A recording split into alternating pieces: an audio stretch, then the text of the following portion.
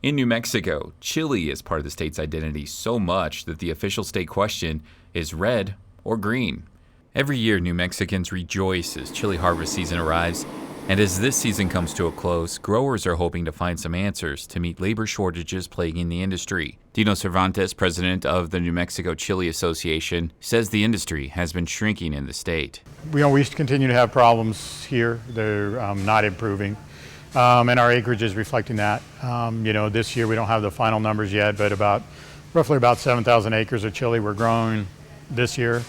You compare that to the mid-90s when 35,000 acres of chili were grown in the state, same time period.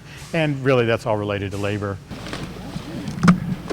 The industry faces an aging workforce and also less interest in manual labor jobs and rural living, often required for harvesting. Chili growers here are hoping that mechanical harvesting may offer some relief and provide incentive for growers to expand acreage. Cervantes says almost all red chili in the state is mechanically harvested, but the state's famous green chili still depends on harvesting by hand. The mechanical harvesting isn't quite there yet, and that is in coordination with the breeding. And so you have both the breeding and the harvesting that have to be kind of married together. There is one harvesting machine that Cervantes says shows promise. Its designer is Israeli engineer Elad Etgar.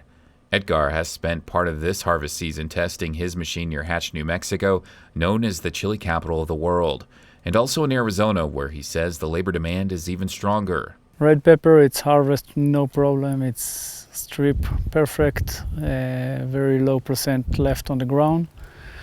The challenge is on the green chili to harvest gently and close to the ground and not pull the plant from the ground.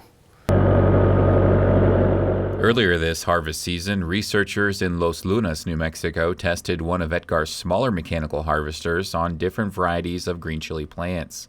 Stephanie Walker, Extension Vegetable Specialist with New Mexico State University, led the research to find out which varieties work the best. The varieties that have a lot of basal branches, those are very low-lying lateral branches below where you get the main fruit set starting on a plant. If we have a lot of basal branches in the plant, the picking mechanisms are catching the basal branches and uprooting those plants. Walker says humans will always be able to do a better job harvesting a plant, but she says something should be in place when the hands are not available. When a grower cannot get the labor, the hand crew that he needs when the green chili is ready, it's just a huge loss to that grower if he can't get the fruit out of the field somehow. Another possibility is second pick green chili. Let hand crews go through to get that first pick, and then when the plants regenerate the second pick, I think this machine would be optimum for doing a second pick on green chili plants. Finding the answers to mechanically harvesting green chili is important to the industry and the state.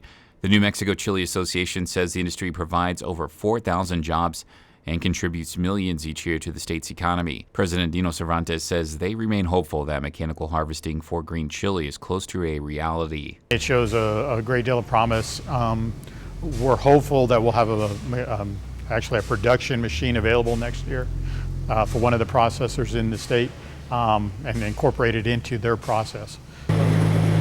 Cervantes says growers remain hopeful mechanical harvesting may soon be an option for an industry facing challenges besides labor shortages. There's also stiff foreign competition from Mexico and other countries in Southeast Asia that continue to import more and more chili into the United States for a cheaper price. For KRWG, I'm Anthony Moreno.